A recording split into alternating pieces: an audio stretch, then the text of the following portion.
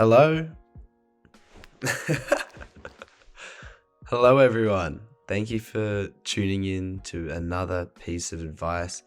My name is Lachie Querzoli, and I'm glad you're here to learn and grow with me. That rhyme, I didn't even realize. Oh my goodness, I'm killing it. Yeah, I know it's been ages since I've uploaded, and I appreciate everyone who listens.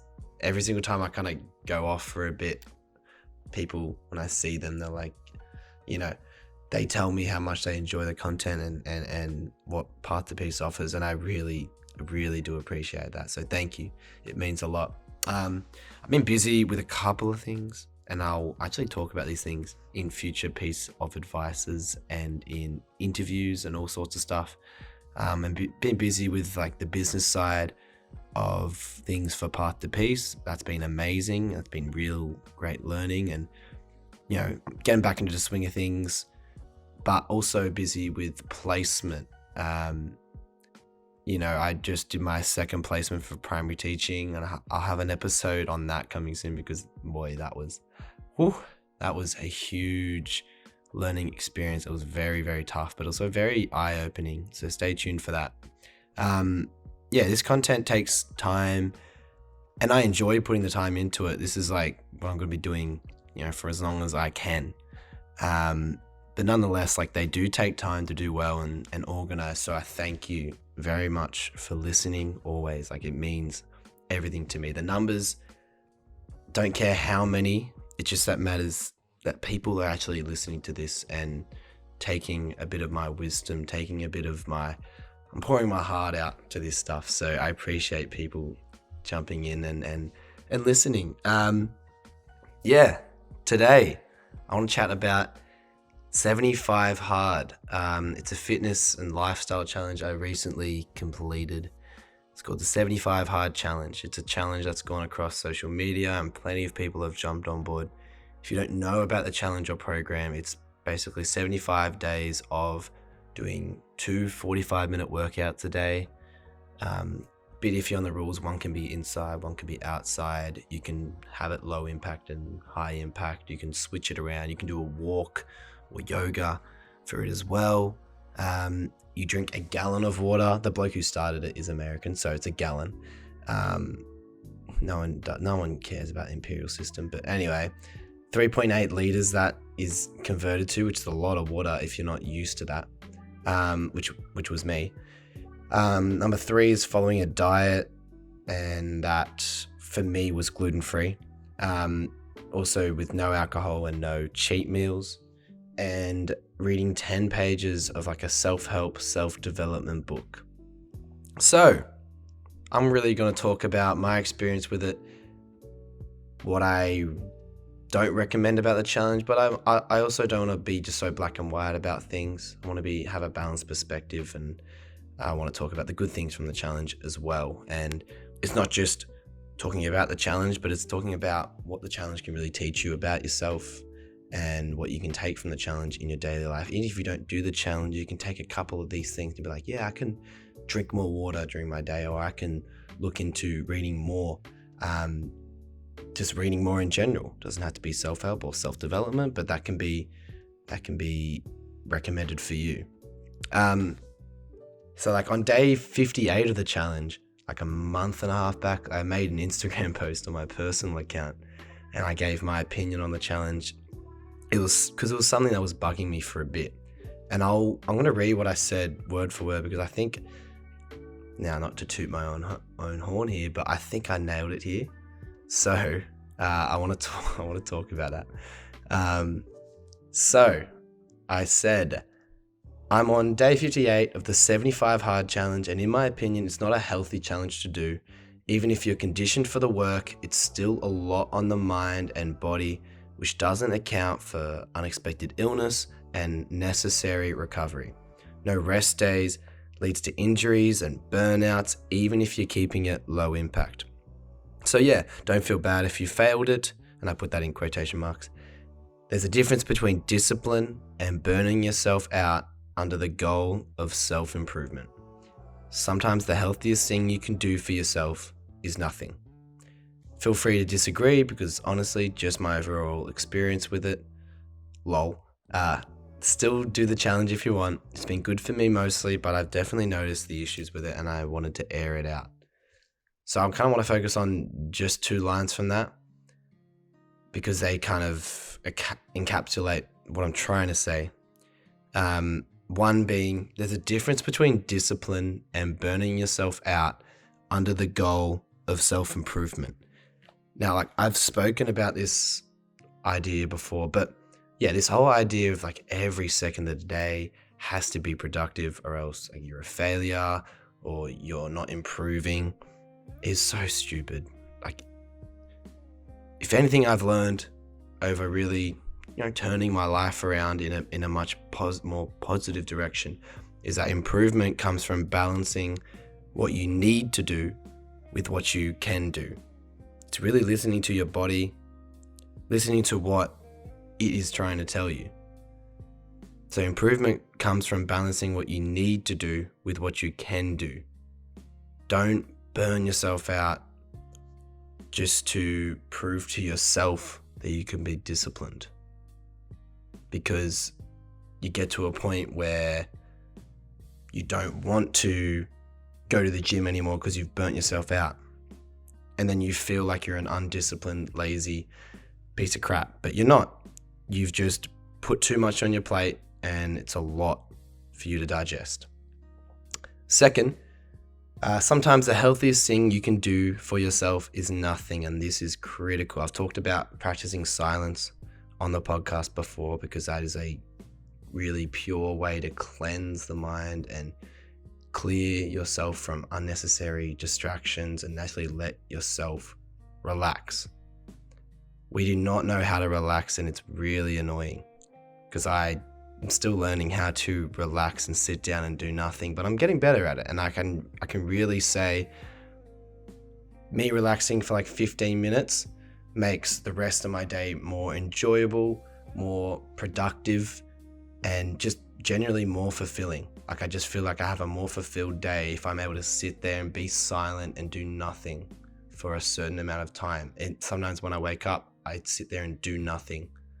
Like, I don't know, focus on a bit of breathing light, but I just sit there and do nothing. There's nothing to do in every single moment of the day, so you don't need to do everything.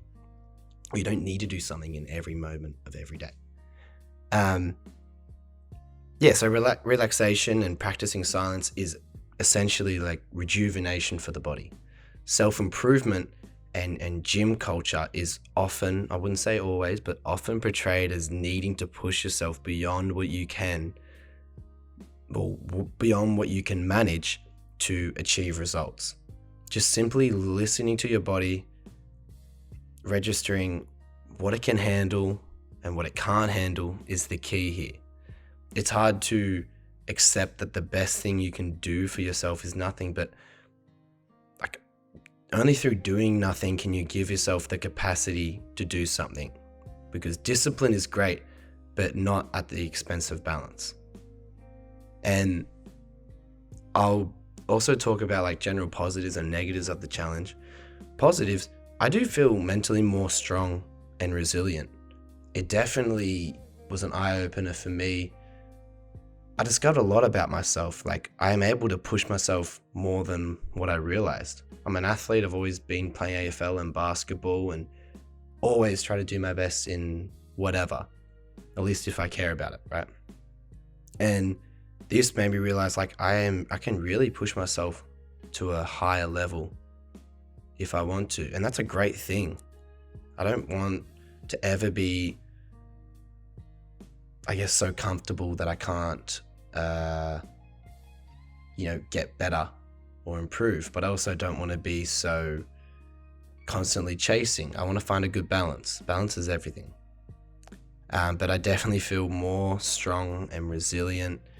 And I just, I don't want to say a warrior. I just feel that I'm able to, just resilience, just really is resilience. That's the best way I can put it.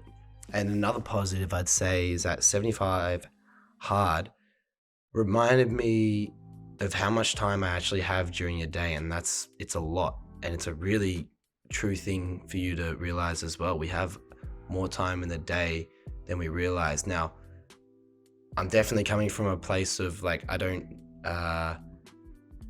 like I live at home. I'm being honest, like I live at home and I don't have necessary bills to pay. I'm a very, very busy person and I try to do as much as I can to give myself the best future as possible and also fulfill the many needs that I inherently have. And so I say that understanding that for some people, you just don't have that much time.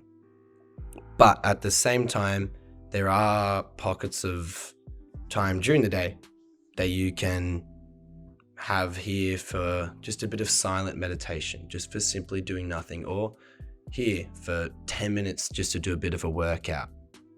Just a little something, just to get the endorphins going, just to fulfill that need for your body that day.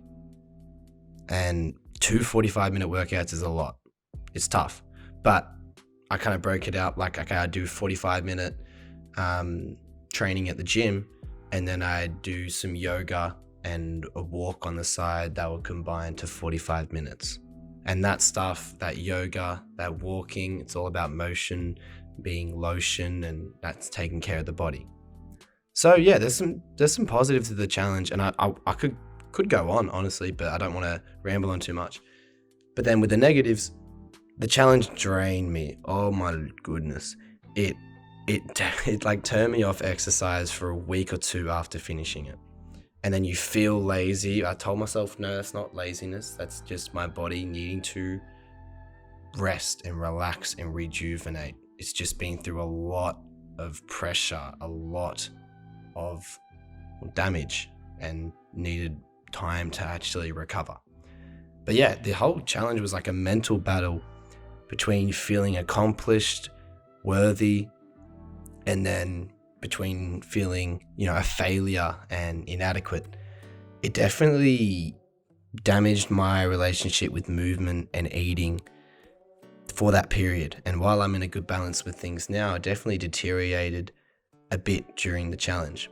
So to kind of summarize, 75 hard challenge, I have a couple points that I'll speak on that, express my evaluation of the challenge and its relevance outside of a 70-day block, and how you can kind of think of implementing them into your daily life, because like I said, it has some really good things to learn from them. You learn a lot about yourself when you're put under pressure. It's a really beautiful thing, actually.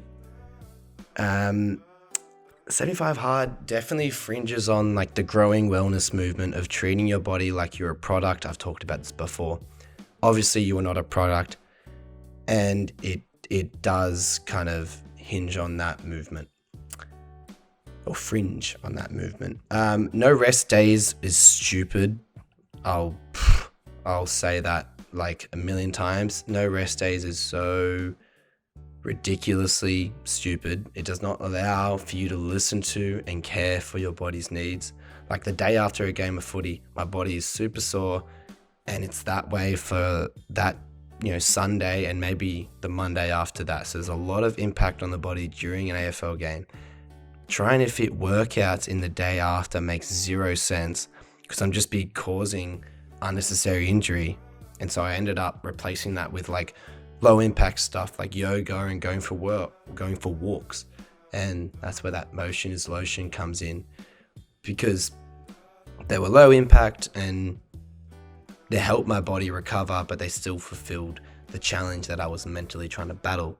And I got sick halfway through the challenge, and I had to reorganize my workouts around this, and I was feeling weak. It was not fun. It was not good for my body or my mind. I was also injured during this whole time and battling this anomaly of an injury, which sucked. Again, mental toughness came in there, but it was really tough to adapt to that.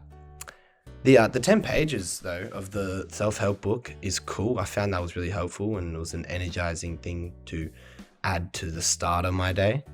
It set me on like a good trajectory where like you've learned something new about yourself and those around you, and hopefully there derives new insight for you to take with you on your day. Like I think though it doesn't have to be self-help.